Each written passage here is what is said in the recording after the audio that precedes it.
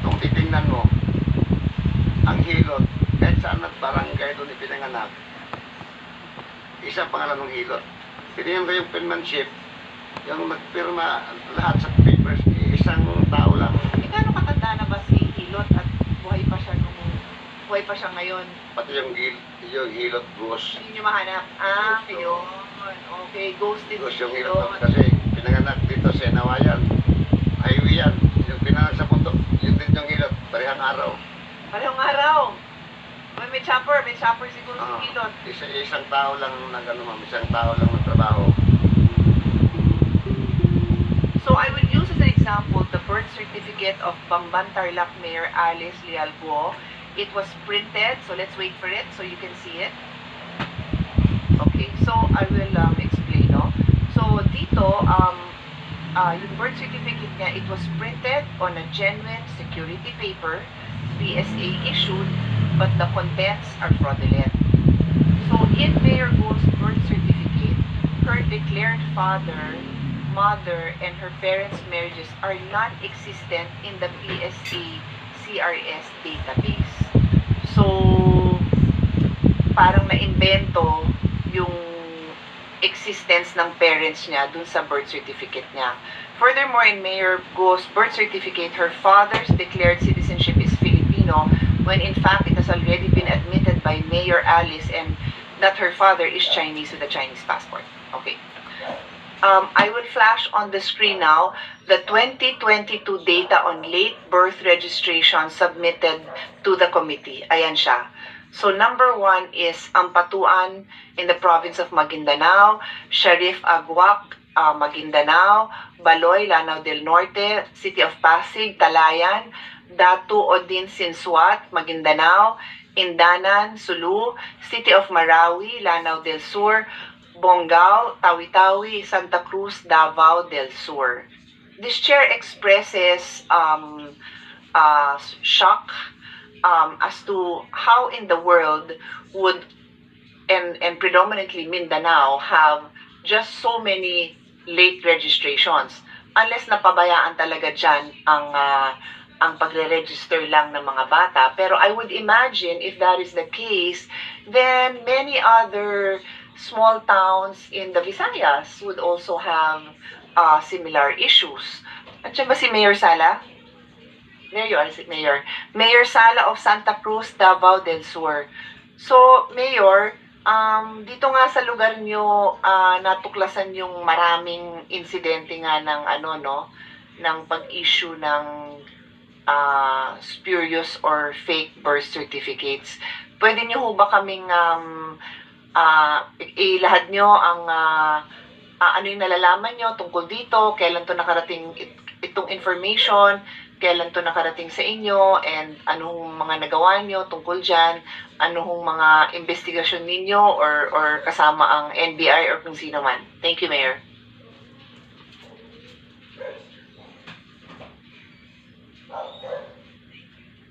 Magandang umaga ho. Good morning. Madam Senator, saka Senator Rin Gatchalian, saka lahat ng dito. At kung papayagan niyo po sana, Madam Senator, pwede po yung legal po ang magsalita, municipal legal, si Atty. Cabardo. Yes, that I will allow that. Attorney Rionel Cabardo, the legal ano ba tawag sa'yo? Legal officer of the municipality of Santa Cruz. Yes po, Your Thank Honor. you.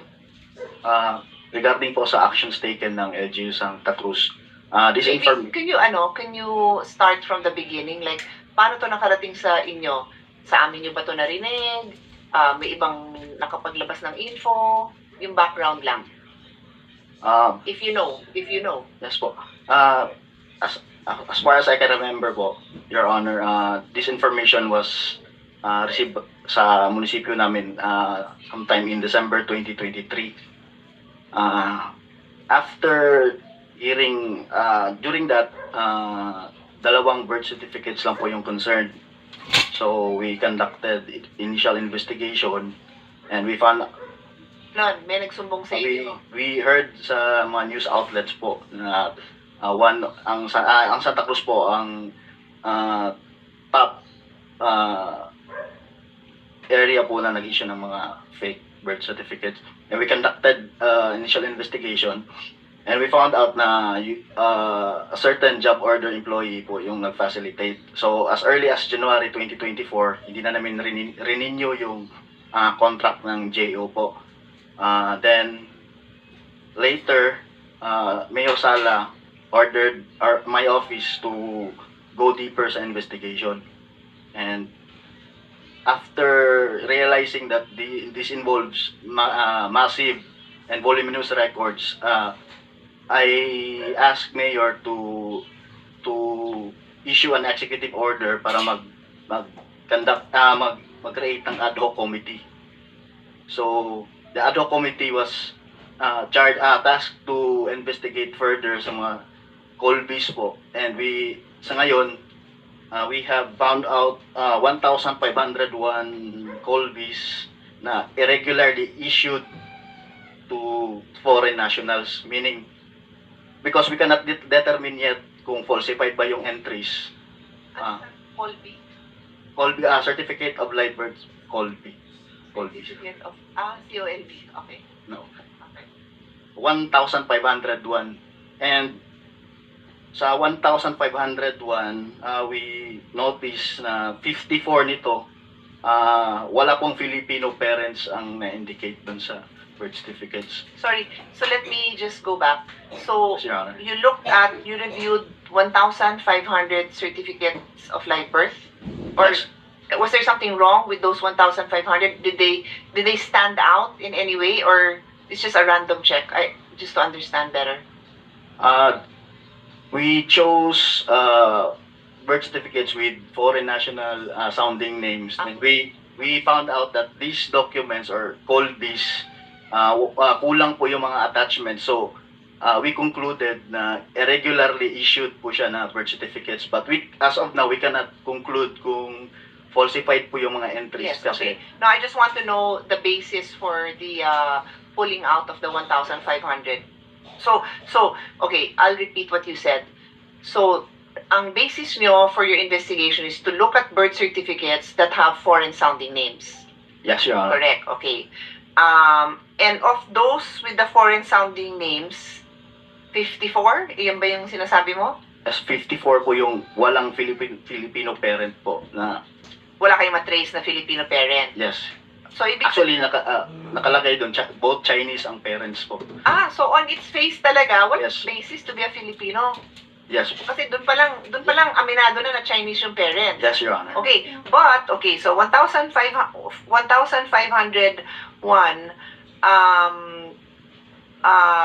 minus 46 is 1,447, tama ba?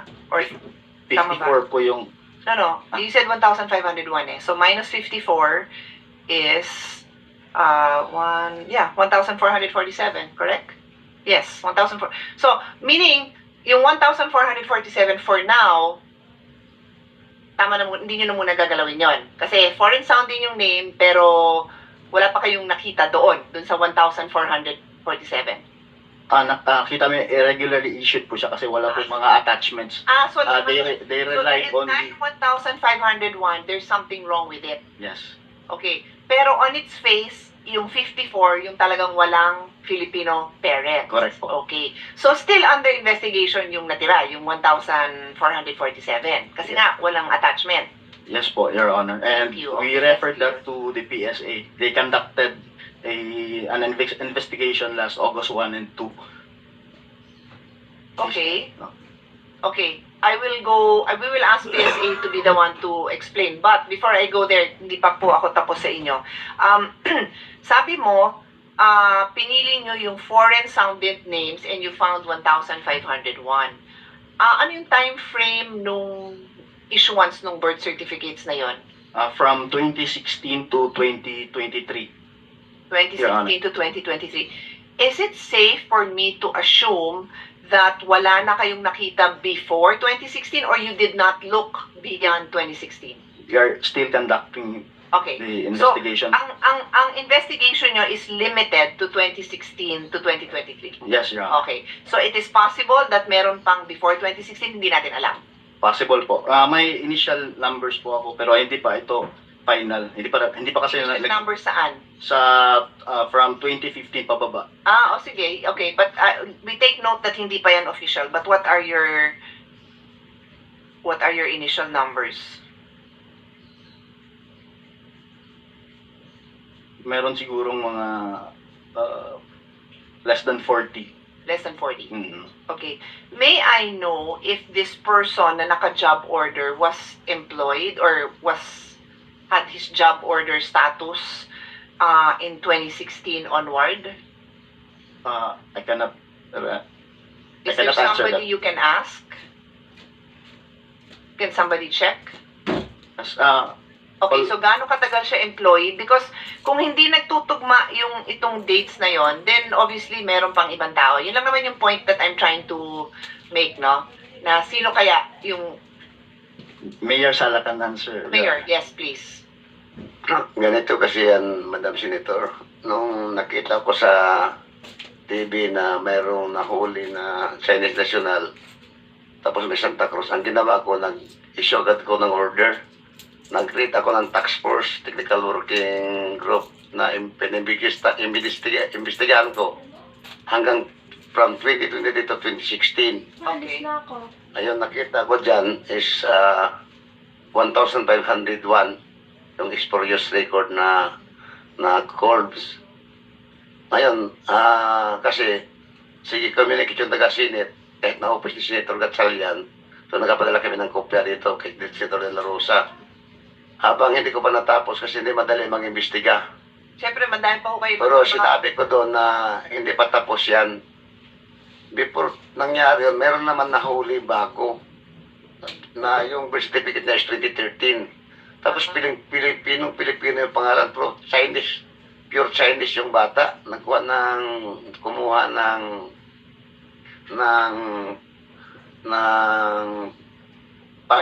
pasaporte doon sa Sergeant 11. So nahuli ang DFA, tinawagan yung NBI. So inimbestigahan ng NBI. So kung titingnan mo, hindi ka magduda talaga na Chinese. Kasi Pilipino yung pangalan.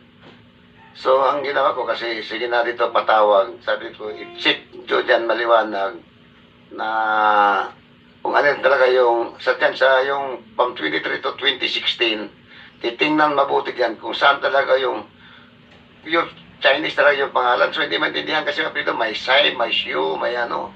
So sabi ko, ako, kasi dati ako sundalo, halos alam ko yung ano ba na, walang apelido na insect na sa Mindanao na gano'n na apelido.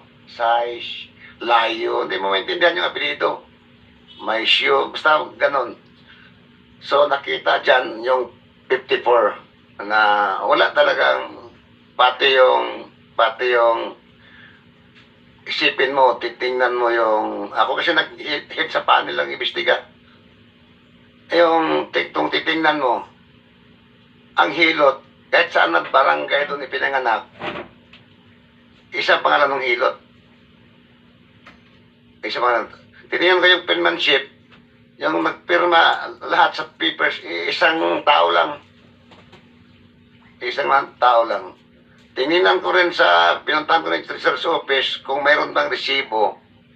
Kung nagbigay ba sila na ma-issue ng resibo, kung mayroon bang mga resibo, yung mga corpse na yan, is wala din. Sir, clarify ko lang yung civil register nyo, tama ba, sinuspend nyo? Yung civil register yung sinasabi nyong suspend? Oo, so, Yes, sinuspend control ko. naman kayo kasi ginawa nyo ng action. Ma'am, lahat na galaw ko, pati paglagay ko, pag-suspindi ko, Oo. tinanong ko pag-review ko sa document, nakita ko na maraming anomalos. Nagtanong ako sa PC, pwede ko ba siyang isuspend? Okay. Kasi baka mayari ako doon sa Oo. sa civil service. Oo. Tapos bago ako naglagay ng acting, nagpala rin ako sa PC. 3 days before, bago ko inisyuhan ng order para Thank you, Mayor, for that. No? May sisingit lang ako. PSA, kayo, Mr. Clemente Manawag, no? Tama naman ba na ang power to hire or to appoint and then to suspend or to terminate, it's with the mayor, right? Because the civil registry officer is an LGU employee. Yes, Madam Chair. That is correct. Okay. That is correct. Pero tama kayo, Mayor, at pinaalam nyo, para maganda ho yan. Maraming hindi nagtatanong. Maganda ho yan na nagka-clarify po kayo. So, for the information of all, confirm naman po na talaga naman kayo yung may power. So, tama naman ho yung ginawa nyo na inaksyonan nyo, no? Yung tungkol dun sa, ano nyo, sa kasi civil registrar. mahirap isuspend ko. Tapos walang clearance kanila, baka yarihin ako sa Opo. Yes. dito sa civil service. Oo, tama naman. Pero tama naman nga, kinaklarify na tama. Kasi baka marami pang mangyaring ganito, eh yan ho ang tama. Kayo ho ang may control dyan. So, pati yung pagpasok nyo ng bagong matino, kayo din yan. Ipaalam ko rin sa kanila, ma'am. Ito, yun na nga yun. Sabi na po ni Mr. Meron pala, doon ko lang nalaman na meron pala silang batas, ma'am, na kailangan 3 years pa dyan na experience ba yun? Oh, siguro you Yes. can ask DILG. Is DILG here? Yeah. Maybe between DILG and PSA, either i-resurrect nyo ang any existing guidelines that have been issued in the past, just to clarify this issue, because if there are other LGUs that have heard of these issues, are currently conducting their own, and they need clarification, baka humaba pa yan na hindi nila alam what are within their powers. Thank you, Madam Chair. Mm-hmm. Actually po, nag-issue po ang DILG ng advisory. Ito po ay naka-address sa lahat po ng provincial governors and mayors po namin. Okay. Ang amin pong advisory is sinasabi po namin na magkaroon po sila to ensure that their local civil registrar magkaroon po ng due diligence in the verification of their documents. Okay. Ito Wait, actually, sir, I'll get more details from you on Yes, that. po. I Opo, don't want opo. to lose my train of thought with Mayor Sala. So, the only thing I wanted lang from you right now is advisory lang on the power to hire and to fire and to discipline between you and PSA, kung sino man yung pwedeng mag-guide sa mga LGUs natin, para it doesn't take more time when they have to act. Yun lang muna. Sige po, Madam Okay. Chair. And if you have Mag-coordinate po kami. if you have an existing issuance on that, can you give us a copy? And if luma na yon, can you please reissue it? Sige po. Okay, but I will get back to you to get the details of what you were saying now. Yes. Baka lang kasi mga follow-up question ko makalimutan ko. Sige po. Thank you. Yung binanggit nyo, Mayor Sala, na yung nakita nyo dun sa late registration, isang hilot lang, kahit iba-ibang barangay yung place of birth nitong mga nagpa-late registration. Tama ho, di ba? Sabi nyo.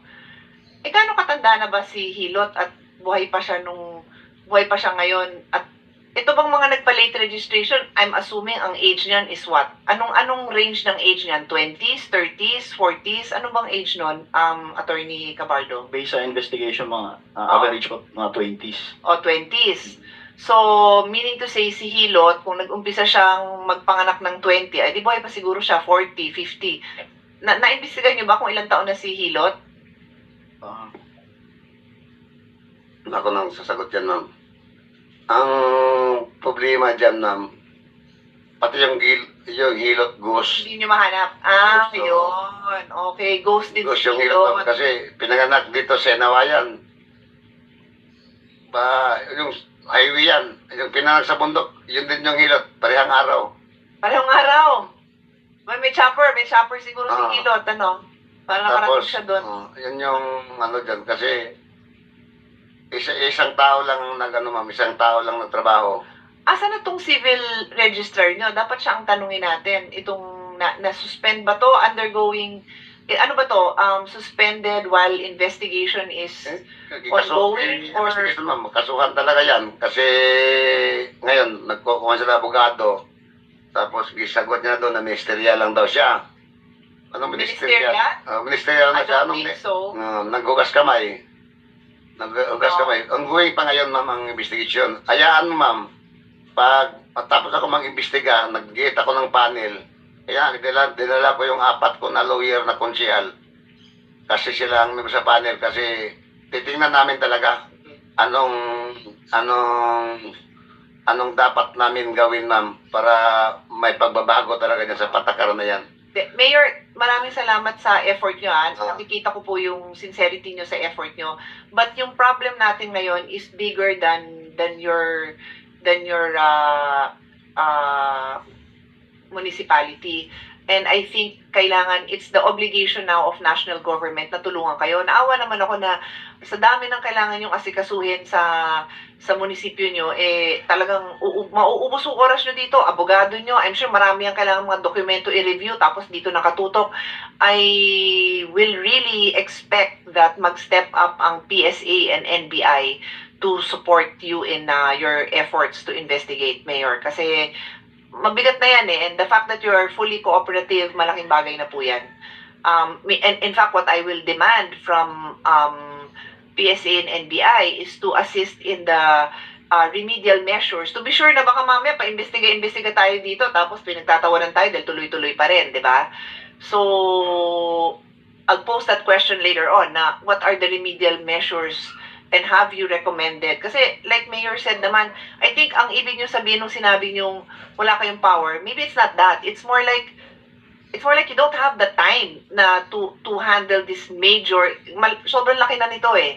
Kailangan talaga natin din siyang tulungan and sadly it appears to be happening in other places. So maganda na naka-template na sana ang approach natin sa problem na to. Baka kanya-kanyang modus but may mga similarities yan.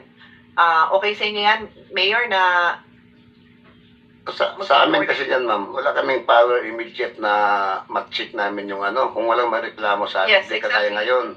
exactly. Pero ito, ma'am, tayaan nyo, kasi ako nag-imbestigar ako, kung ano yung karesulta ng kalabasan ng investigasyon ko, bigyan ko kopya yung NBI, bigyan ko yung PSA ng kopya, o pwede magbigay ako dito sa Senado ng kopya, na iyon yung kinalabasan sa investigasyon namin, para anong magawa natin na batas para may pagbabago dyan sa batas na yan, kasi wala kaming control dyan.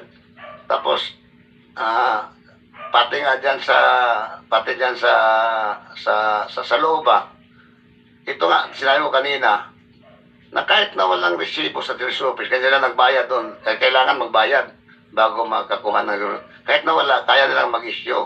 Kasi walang control yung taga-munisipyo talaga. Parang independent talaga yung PC, yung LCR na yan. Ang magawa lang namin dyan, ma'am, magbigay lang suporta ng sweldo doon sa mga GO nila. Budget. May I know dun sa 54 man lang no na pull out nyo. Have you had the chance to see, nakita niyo yung mga taong to? Saan sila nakatira? Nakatira ba yan sa Davao City? Nandyan pa rin sila sa Santa Cruz? Asan na yung mga yan? So far, hindi po namin alam kung saan na sila nakatira po.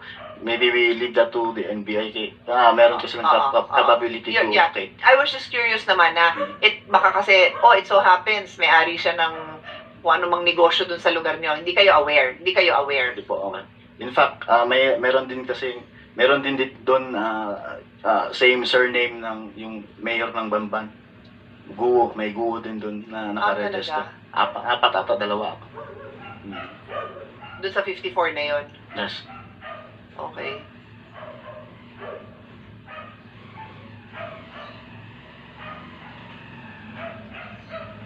Now for our hot copy this morning, we have with us Cristina Aldeguer Roque. She's been appointed as the acting secretary of the Philippine Trade Department.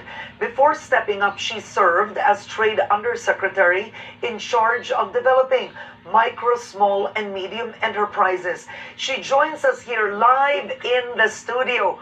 Welcome to Head Start, Acting Trade Secretary Chris Roque. Welcome to the show. Thank you, Karen. Thank you for having me, and thank you for the first day at work. I'm here in Head Start, and I'm very honored and privileged to be interviewed by you. Well, thank you, Karen. I have to say, we have to thank you. So, just for the record, today is your first day at work as acting secretary of the DTI? Yes, Karen. Today is my first day at work. All Yes. right. So I want to ask you this. You've been first assistant secretary